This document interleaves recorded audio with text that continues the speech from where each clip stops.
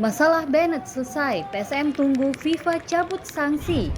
PSM Makassar akhirnya menuntaskan masalah Bennett atau larangan pendaftaran pemain dari Badan Sepak Bola Dunia FIFA.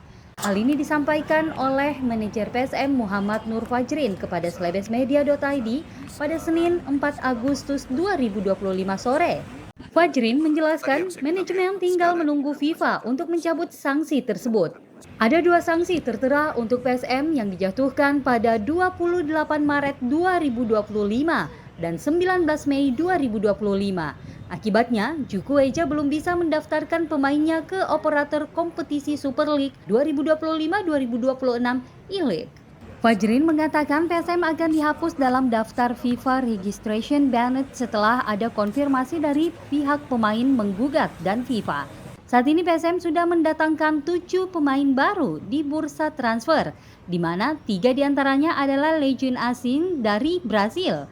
Mereka adalah Lucas Diaz, Alex Tanque, dan Savio Roberto.